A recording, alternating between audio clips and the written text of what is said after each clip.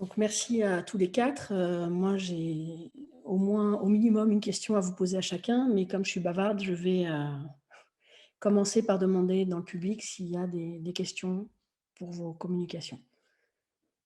Et s'il faut amorcer la pompe, je poserai au moins une question.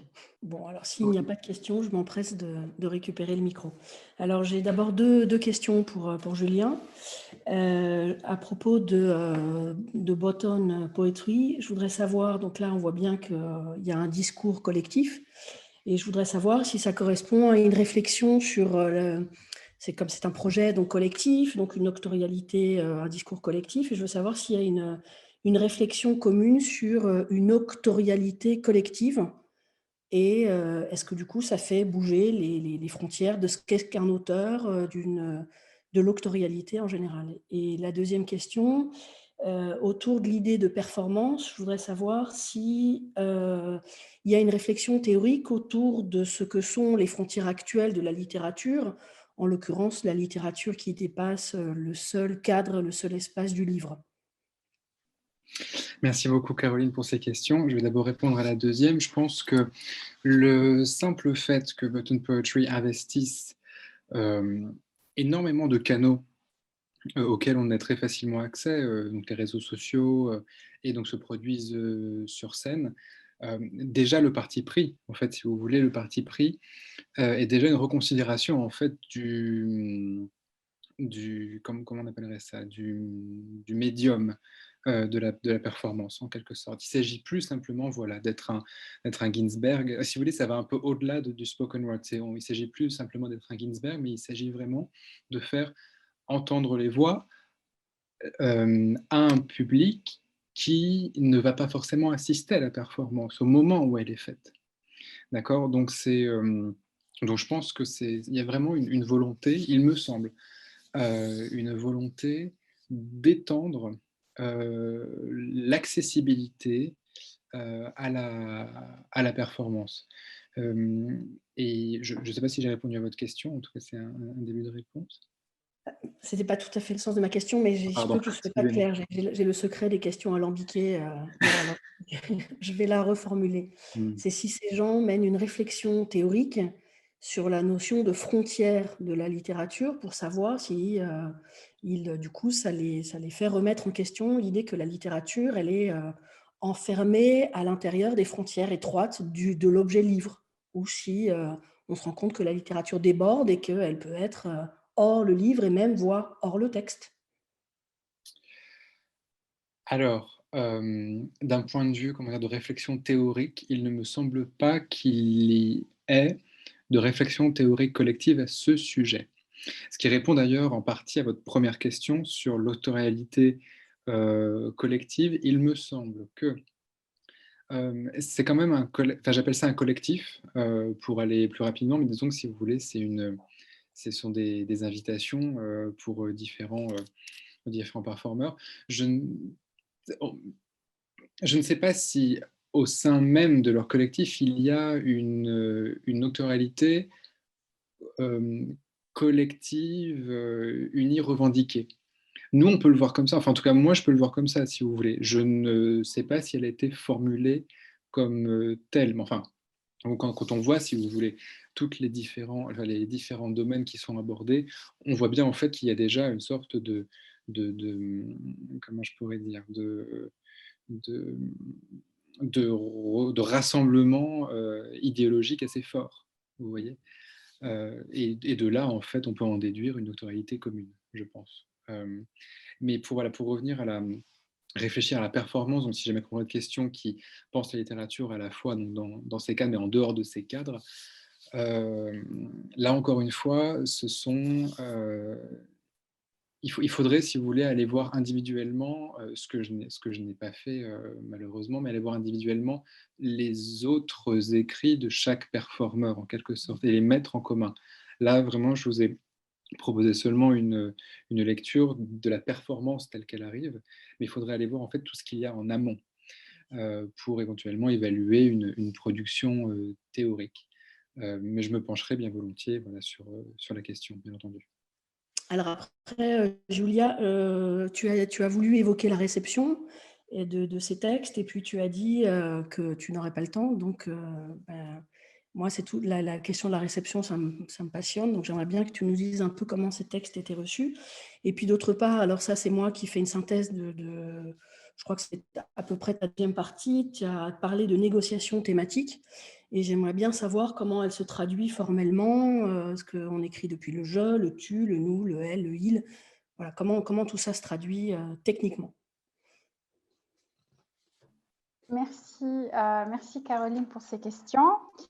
Je vais donc commencer par la question de la réception.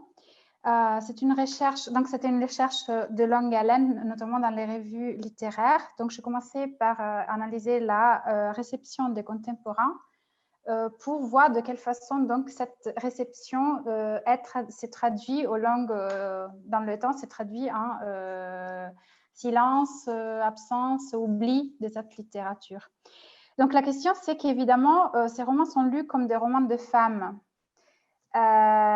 Donc, tout le monde en fait, c'est vraiment la question, et c'est un moment où les genres qui triomphent, entre guillemets, donc le genre littéraire qui est valorisé dans l'échelle, analysant le champ littéraire, donc les genres les plus valorisés et les romans sociaux.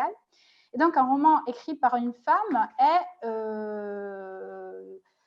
immédiatement classé à l'opposé, donc dans le roman de l'intimité, les romans du corps et surtout les romans de l'amour. Alors, au contraire, quand on lit ces romans, on retrouve des questions de société, on retrouve des questions liées au rapport à l'autre, au travailleur.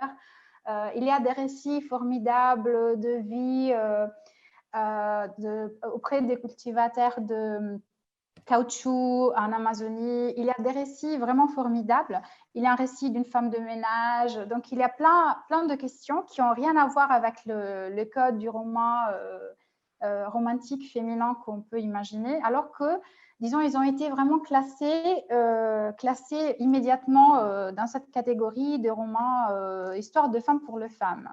Et donc, c'est ce qui, même s'ils ont été, par certains contemporains, ils ont été valorisés, donc je disais aussi, certains de ces romans ont été publiés par l'éditeur le plus prestigieux de l'époque, qui publie tous les grands romans,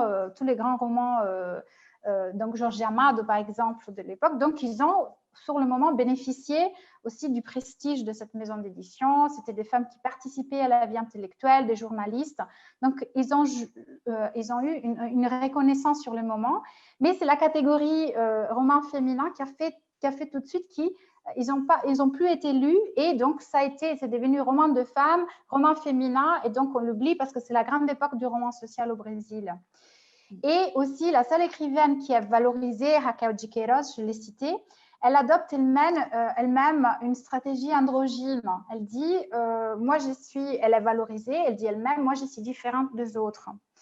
Je ne suis pas féminine, j'ai une écriture masculine, et donc même dans ses critiques, elle est valorisée en tant que, elle dit, les critiques surtout, elle a 20 ans quand elle publie son premier roman, les critiques, elle dit c'est pas possible, c'est pas une femme, ça doit être un monsieur avec une barbe qui écrit sous pseudonyme. Donc on voit comme la valorisation de la seule écrivaine qui est acceptée, qui rentre dans les canons, passe par sa masculinisation. Et les autres, donc les autres sont les autres, ce sont des femmes qui écrivent des histoires pour les femmes. Alors qu'en lisant ces romans, c'est étonnant de voir comme il y a une gamme aussi de possibilités, et aussi et je viens à la deuxième question. Ce sont des romans en prévalence à la troisième personne, avec une narrateur omniscient de forme assez classique, disons entre guillemets classique, mais en fait, on retrouve une capacité d'introspection psychologique qui est assez bouleversante, parce qu'on parle toujours de Clarice Lispector, donc la grande écrivaine brésilienne, comme de l'initiatrice absolue d'un certain style, alors qu'on retrouve déjà dans certains de ses romans qui sont précédents, donc parce qu'elle arrive tout de suite après, même si elle commence à publier à la à la moitié des années 40. Donc, on retrouve déjà certaines formes, donc un phénomène qui au Brésil est traduit comme désérialisation, donc le personnage disparaît et c'est son approfondissement psychologique et donc une narration beaucoup plus fluide et où les détails, la description n'existent pratiquement plus et c'est vraiment la réalité intérieure aussi qui donne les temps à l'écriture. Donc, il y a de certaines formes aussi d'expérimentation qui sont visibles, qui sont ne sont pas encore complètement explorées. On voit qu'il y a une recherche aussi. On voit qu'il y a une crise aussi, un état de crise aussi par rapport à certaines formes d'écriture traditionnelle. Et donc, on voit qu'il y a un projet qui est en train de s'écrire et c'est ce qui m'a particulièrement intéressée aussi dans cette littérature. Donc, je ne sais pas si j'ai répondu parfaitement. Merci. Alors, Agustina, une petite question technique, hein, aussi, mes obsessions personnelles. Donc, on a bien compris l'importance d'une narration autodiégétique. Je voudrais savoir, malgré tout, s'il y a du dialogue et s'il n'y en a pas, comment s'opère la régurgitation des discours des tiers.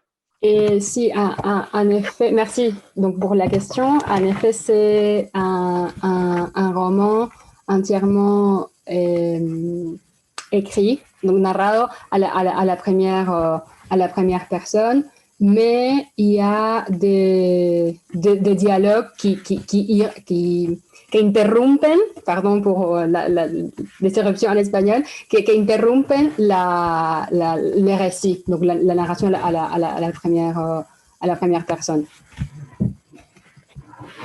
Très bien. Alors, je vois qu'il y a Jean-Paul Rocky qui a une question. Donc, Jean-Paul, si tu... Voilà. Est-ce que vous m'entendez? Ça y est, c'est bon? Oui. Merci, Caroline. Et merci aux communicantes. J'aurais voulu poser une question à Julien, qui est un peu dans le prolongement de ta question, Caroline, sur la performance, mais moins pour l'aspect théorisation que la dimension d'écriture, en fait. J'aurais voulu savoir, en fait, si les textes qu'on a entendus étaient pensés, conçus pour être performés. Et auquel cas, qu'est-ce qui était projeté comme effet pour cet objectif de déconstruction des genres au travers de la représentation de l'intimité.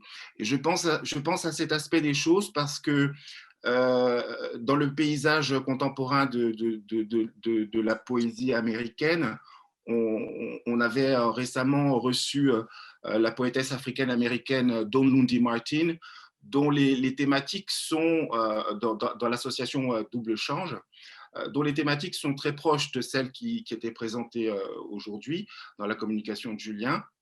Mais le traitement de l'intime suit une forme vraiment extrêmement différente qui va jouer de l'abstraction, alors que là, on a l'impression d'être dans une forme très proche de la narrativisation. Donc, c'est pour ça que je me demandais si la performance avait un effet sur l'écriture. J'avais une question aussi pour Julia. Je me demandais, quand Julia, tu parles de ces sujets tabous que sont le plaisir, le corps et la race,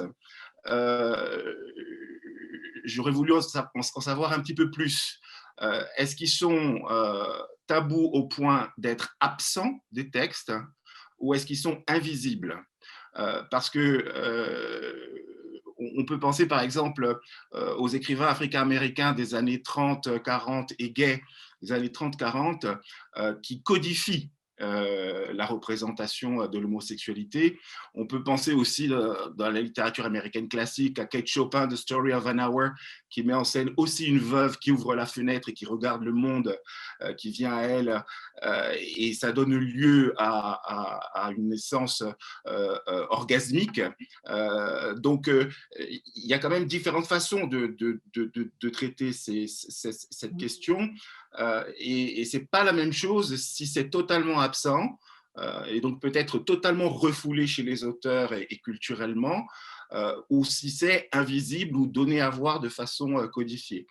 Et ma question pour Agustina, concernait le personnage d'Héloïse et la citation de cette phrase « Je me suis mise au monde moi-même ». Et ça m'a interpellé parce que j'ai trouvé que ça faisait fortement écho à la performance de Renata hier, où on avait sur scène une sorte d'ontogenèse, qui est un topos artistique, mais ce qui me semble très très fort dans la performance de Renata, mais aussi d'après ce que je comprends dans le roman Aliena, et je voulais savoir si c'était vraiment pertinent, c'est que l'ontogenèse, elle n'est pas seulement à entendre en fait ou à lire comme une rupture avec la famille, mais comme une entreprise d'auto-réparation, ce qui rend du coup la rupture avec la famille et le monde social encore plus forte, parce que ça assoit véritablement l'autonomie, voire l'indépendance du sujet. Et je me demandais si c'était le cas, parce que c'est comme ça que vous pouvez lire la performance de Renata, et je me demandais si c'était le cas dans le roman Aliena. Voilà pour mes questions. Merci beaucoup pour vos questions. Alors, les performances de Button Poetry sont écrites, écrites comme des performances, comme devant être performées, c'est évident. En tout cas, il me semble que c'est le cas, ne serait-ce que parce qu'il y a déjà trop de contraintes. Déjà, la contrainte majeure étant le temps. Mais il y a aussi quelque chose d'autre qui est assez significatif, ce sont les réactions du public. Il y a un jeu permanent dans chaque performance avec le public, où si vous voulez, un peu comme une performance sportive ou quoi que ce soit, on va être, avoir des, comment on dit, gasps, on va avoir des sortes on va être frappé et on va applaudir les moments de la performance, les moments notamment métaphoriques. Souvent, le public applaudit et fait des ou et des ah, si vous voulez, quand il entend justement une métaphore en bien trouvée qui articule avec pertinence et poésie. Voilà un des problèmes que j'ai abordé. Ça, c'était la première partie de votre question. Si je ne me trompe pas, la seconde, malheureusement, je crois que je l'ai un peu oubliée. C'était en fait la conséquence sur le sujet même, c'est ça, le fait que ce soit écrit comme une performance, c'est ça? La conséquence, en fait, l'influence du contexte et de la performance sur la forme même de l'écriture et sur le fait que ce qui apparaît à travers les extraits que vous nous avez montrés, c'est quand même une narrativisation. On n'est pas dans une écriture de l'abstraction, par exemple. Non. Non, c'est pas du tout une écriture d'abstraction, justement. Il y a une sorte de, si vous voulez, d'impératif, d'efficacité, en quelque sorte. C'est-à-dire qu'il y a quelque chose qui doit être dit et qui doit être dit rapidement et avec violence. Et quand je dis violence, c'est pas forcément en fait une force de diction ou quoi que ce soit. Ça peut être une violence. Le silence peut être une forme de violence, par exemple. Vous voyez. Voilà, c'est la façon, en fait, si vous voulez, dont le format va, en partie, en tout cas, va influencer l'écriture même de la performance. Mais en effet, non, il n'y a pas de... si vous voulez, il n'y a presque pas de... Alors, c'est pas, je ne souscris pas forcément à ça, si vous voulez, mais il n'y a pas de temps, en quelque sorte, pour l'abstraction. C'est trop court. Et le sujet abordé est trop pressant, vous voyez, pour pouvoir s'autoriser l'abstraction que l'on s'autoriserait si jamais on ne faisait qu'écrire un recueil de poèmes. Voilà, c'est la réponse que je peux vous apporter. Merci beaucoup Jean-Paul pour vos questions. Oui, donc c'est justement, donc il y a une invisibilité dans le sens qu'en première lecture, il y a des éléments qui semblent manquer, et donc c'est aussi dans certains romans, donc il y a une absence presque incroyable, donc la question du désir et du corps. Je parle d'abord du désir et du corps, après je vais parler un instant de la question de la race, de la catégorie de race. Il y a donc des pistes de lecture. Il y a d'autres romans où justement il y a donc comme vous le dites aussi, cette façon de donner à voir de façon codifiée. Donc il y a des codes, il y a donc dans le respect de choses qui peuvent être dites dans un roman qui peut être publié. Et je crois donc que cette forme de pudeur, de façon de dire les choses d'une façon voilée, c'est une réaction aussi en certaines littératures des années 20, où il y avait cette représentation aussi moralisante, donc de la jeune femme à la sexualité débridée, de la garçonne, donc avec un modèle qui était importé évidemment de France, qui avait donc une sexualité plus libre, qui parlait plus librement du corps et aussi des rapports sexuels avec des hommes pas forcément dans le cadre du mariage, qui dans les années 30 ne se retrouvent plus. Donc il y a cette côté introspectif qui fait que le désir et les corps passent toujours par l'introspection. Mais ce qui est intéressant aussi, c'est qu'il y a des scènes qu'on retrouve dans différents romans. Et moi, j'ai analysé au total 12, donc il y a des situations très différentes. Mais c'est l'observation du corps nu et donc les mains qui effleurent le corps. Il y a évidemment jamais, dans différentes formes, il n'y a jamais... disons, on parle jamais ouvertement d'auto-érotisme.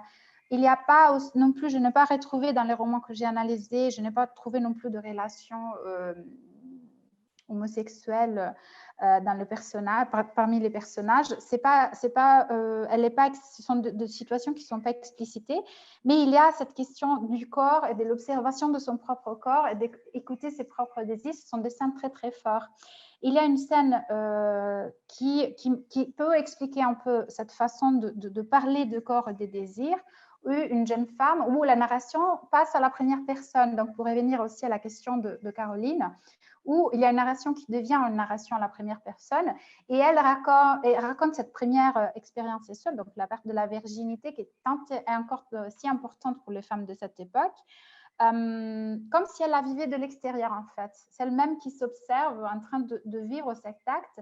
Elle est amoureuse de l'homme, même si elle sait que cet acte ne va pas aboutir à un mariage. C'est en dehors du mariage, c'est un homme cette jeune femme se passionne d'un homme et décide donc de suivre son désir. Elle dit je suis en train de suivre son désir. Mais c'est comme si vraiment elle vivait une expérience extracorporelle. Donc il y a des codes. Mais il y a une forme de pudeur, mais les écrivaines arrivent de dire des choses assez étonnantes.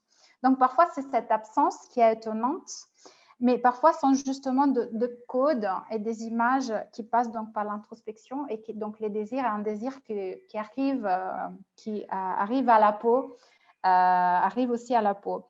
Et la question de la race est plus complexe. Donc, c'était intéressant ce que Oscar, c'est dommage qu'il ne soit pas connecté, qui disait par rapport à cette absence de la race, c'est un peu ce que j'ai retrouvé. Ce sont toutes des femmes, des personnages plus ou moins de femmes bourgeoises. Et même s'il y a des femmes, c'est clair qu'on parle on ne décrit pas vraiment le personnage. Donc, on ne sait jamais, même quand on décrit des femmes de classe populaire, c'est rare d'avoir une connotation raciale, chose qui est assez étonnante, mais qui est justement insérée dans un contexte où la question de la ségrégation est très forte et cet idéal du brassage social est vraiment un idéal politique. Donc, je pense que ça revient vraiment à cette époque à cet idéal où la brésilianité omnicompréhensible peut être une réaction donc, à cette vision blanche. Mais c'est quelque chose vraiment de très intéressant et très complexe. Je pense qu'on pourrait écrire une thèse de doctorat aussi, analysant tous les romans masculins et féminins et la question de la race, comment elle est représentée dans les romans de cette époque. Mais merci beaucoup pour la question. J'espère avoir répondu. Oui, merci pour la question. Et je n'ai pas eu l'opportunité hier d'assister à la performance. Donc, j'espère que ce soit disponible en ligne bientôt. Mais en tout cas, en ce qui concerne les romans, je pense que oui, que ça fonctionne comme une manière d'autoréparation et surtout comme une manière d'habiter la douleur liée à ses vécus en tant que femme pauvre sous un régime militaire, mais surtout Parce que c'est à partir de cette manière de s'autodéfinir qu'elle rend discursivement et au niveau des pratiques, des contacts alternatifs, c'est comme une manière d'établir une sorte d'intimité avec des autres touchés aussi par des conditions de précarité et de fragilité. Voilà. Donc, j'espère avoir répondu. Et il y a des autres questions peut-être. Alors, Oscar est arrivé dans l'intervalle, donc ça me permet de le remercier de vive voix pour sa communication. Est-ce que quelqu'un veut lui poser une question? J'ai noté au cours de votre communication que vous avez évoqué des notions qui m'ont beaucoup fait penser au théoricien José Esteban Muñoz, et particulièrement vous avez évoqué bien sûr l'utopie queer, et donc je me demandais si c'était quelque chose qui vous parlait. Et en plus, j'ai trouvé que dans votre pratique, Caroline a évoqué la notion de plurivocalité, c'est ça? Presque ça. C'est la plurivocité. Vocité, merci. Et ça m'a aussi fait penser au phénomène de désidentification qui est utilisé par José Esteban Muñoz, aussi pas dans son livre sur l'utopie, mais son autre ouvrage important. Et donc je me demandais si ça avait, si c'était des choses avec lesquelles vous travaillez aussi, et ce que ça a apporté dans votre approche. Bon, merci pour la question. En fait, même s'il est vrai que je travaille avec plusieurs théoriciens queer très connus, j'ai évoqué, même si très brièvement, Judith Butler au début. Non, je ne faisais pas vraiment allusion aux utopies queer telles qu'elles ont été étudiées ou telles qu'elles apparaissent dans la pensée de Esteban Muñoz. Mais bien sûr, il serait intéressant de voir s'il y a des points communs et dans quelle mesure. J'ai utilisé, il est intéressant de parler d'utopie queer. De mémoire, je pense que j'ai dit que une utopie que j'appelle queer, que je lis comme queer dans le roman Todas las lunas, toutes les lunes de Gisela Cossack. Mais il est vrai que cette écrivaine a eu, les intellectuels, elle a eu cette étape où elle a des affinités avec la pensée queer et ensuite où elle n'en a pas. Actuellement, elle n'a pas beaucoup d'affinités en général avec Butler ni avec beaucoup de théoriciens queer, même si elle s'en est servie dans le passé. Donc c'est pour ça que je précise que c'est une utopie que je lis en tant que queer, qui n'est pas revendiquée en tant que telle dans le roman, ni elle dans des interviews, ni elle ne parle pas comme ça dans sa pratique.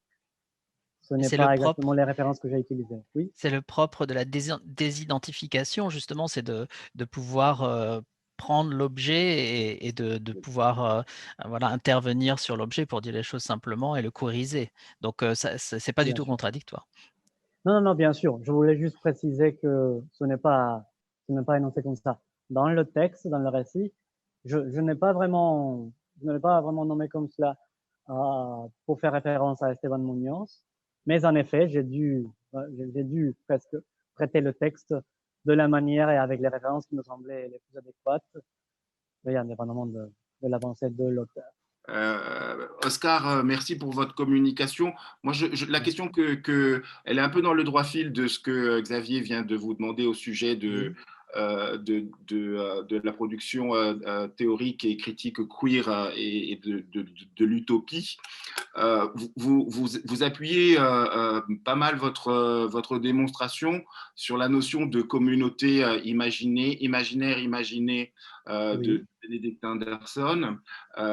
Et j'aurais voulu savoir si vous considérez que c'est particulièrement productif dans une perspective queer, LGBTQ, ou est-ce que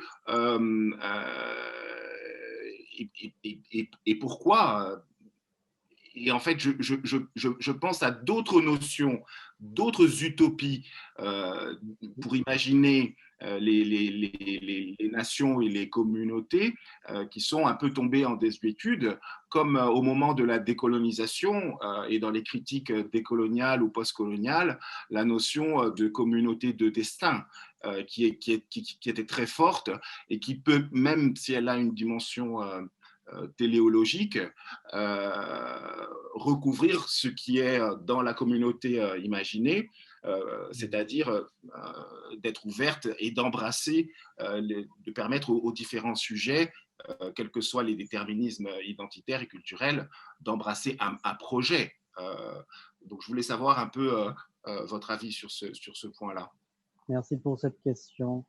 En fait, oui, bon, en fait, quand je lis ces récits, bon, comme on a dit, un des récits a 50 nouvelles récits courts réalistes et l'autre, c'est un roman plus utopique. Mais dans les deux cas, y compris dans le récit réaliste, dans un récit où l'auteur cherche consciemment à problématiser des dynamiques réelles, je vois qu'il y a souvent une allusion par les termes nosotros, nous, par différents termes et par différents gestes, à l'idée d'une communauté, non? Et que les personnages transgenres sont exclus par un groupe de gens qui se reconnaissent entre eux, en tant que correctement genrés, on va dire. Donc, dans ce roman et dans d'autres romans, j'ai trouvé cette problématique et il m'a semblé qu'il était productif d'utiliser l'idée de communauté imaginée de Benedict Anderson, non parce que ça puisse s'appliquer uniquement au genre, j'ai mentionné que ça pourrait s'appliquer à d'autres relations, mais il m'a semblé productif d'essayer à la fois d'actualiser un peu l'idée de Benedict Anderson et de donner cette perspective pour lire le groupe qui se reconnaît comme genré, pour lire l'idée d'une dynamique communautaire dans laquelle la reconnaissance marque les membres de la communauté et la non-reconnaissance exclut, dans le cas des récits réalistes, les personnages transgenres. J'ai trouvé que cela avait une correspondance aussi avec des dynamiques réelles, dans laquelle, par exemple, un groupe de femmes différentialistes vont exclure une non reconnue comme une femme non reconnue, une femme trans, par exemple. Et je trouve productif de voir donc les communautés, pas uniquement du genre, mais ici on parle du genre, les communautés qui établissent des projets marqués entre autres par le genre. Je trouve productif de voir comment ces communautés ça se constituent en tant que telles et aussi à travers l'angle de l'anomie, la manière dont les règles et les normes très strictes à travers lesquelles devrait se constituer cette communauté, la manière dont ces règles sont en un état d'anomie et d'instabilité. Donc, j'ai trouvé productif de parler à la fois d'une communauté qui dépend de différentes règles, d'une reconnaissance, mais d'une communauté dont ces règles, mais d'une communauté où ces règles sont instables et donc d'une communauté contingente qui peut changer. C'est comme ça que je voulais articuler les deux. J'espère l'avoir précisé. Voilà. Merci. Mais bon, en ce sens, ça me semble productif à la fois d'interroger la communauté comme produite par des normes, mais à la fois interroger son instabilité, dans ce cas-là, sous une forme d'anomie. Merci.